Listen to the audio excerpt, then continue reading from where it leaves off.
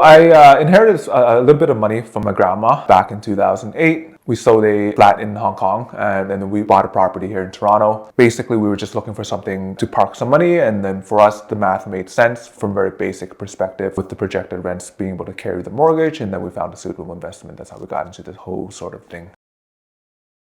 Real estate just seemed like a safer investment in the fact that you have some control over the asset where you don't have control over your stocks. Buy, hold, or sell, whereas real estate, you can manage it, you can manage the tenants, you can bring in your own tenants and that kind of thing. So that control aspect seemed a little more appealing. After the first property, just through natural appreciation, I was able to split off from my brother and buy my own property. I didn't live in it. I just rented it out until a few years later, or had more stable income on my own, and I decided to move into the basement apartment, basically house hacking. I didn't stay there for very long because after that, again, just through natural appreciation, I was able to buy my second triplex. And at this point, I was more comfortable with the value add. I took on a big project that I was able to renovate and then live on the top unit and have the other two units carry the mortgage and expenses for me.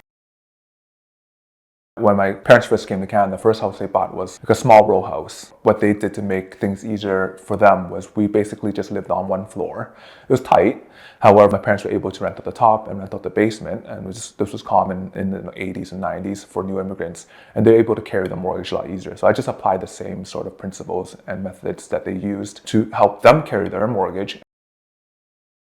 The first project, minor renovations, painting and touching it up. The first house I bought myself, again, minor renovations. I painted the place myself, and it was pretty much good to go after that. The place I'm currently living in right now, it was a full-on gut from top to bottom. Every investor's criteria is different.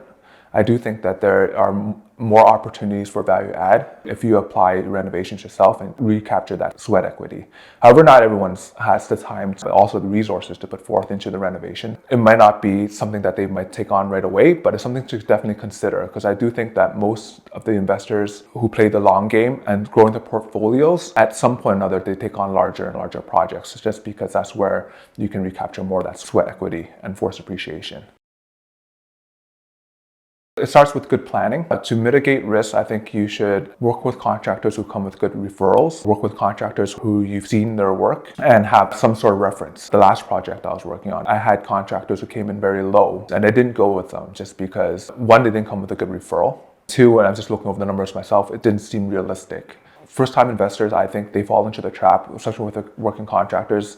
Oh, this price is great, but a lot of the times in this kind of business, you do get what you pay for. So if you are working with someone who is the lowest priced, it might reflect in the lowest quality of work. What you want to do with contractors, you should want to try to be cost effective. For example, a contractor might not be the best in terms of price, but in terms of value, they might be the best value. With any sort of relationship, whether it be business or personal, I think the foundation, there has to be some sort of trust there. Without any sort of trust between partners or any sort of relationship, is not going to work. And then I think after that, you have to make sure that your goals are aligned. So for example, if you're entering into a partnership where one partner's saying, I'm probably going to need this money 1 or 2 years down the road, whereas you're thinking, I don't want to touch this money 10 years down the road, your goals are not really aligned. So you got to make sure your goals are aligned in sort of where you want to go with this investment endeavor. And then I guess lastly, in terms of partnerships, you want to find individually, you guys are worth, say for example, 1 point. As a partnership, you can get that 1 + 1 = 3 kind of equation. So for example, like this is very common, like one partner might have the money, one partner might have the skills. So when you put them together, it works very well together in that sense.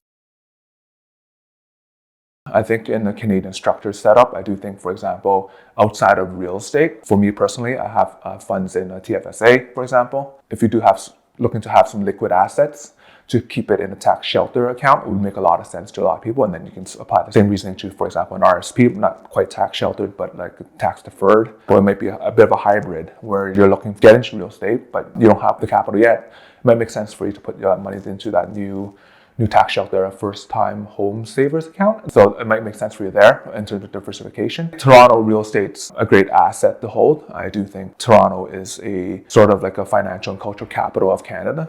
For a great example is, for example, we're going to be hosting Toronto FIFA in 2026. And it only makes sense in Canada to be held in Toronto. Right? It wouldn't make sense anywhere else. I also think the market here is very stable in the sense that there's always demand for Toronto real estate, even on a global level. Canada's known for a pretty good place to raise your children and have a family. The new immigrants coming to Canada, Toronto would be a premier destination. We have, like, for example, like a handful of universities in the area, a bunch of colleges, and so that appeals to a lot of people in that sense. If you're in the investing world, I think Intelligent Investor is a great read. It's by Benjamin Graham. I guess he would call him the father of value investing. Although he talks more specifically about stocks and bonds, a lot of his principles and philosophies can be applied to real estate. I would probably just go that one. I call that one the Holy Bible of investing.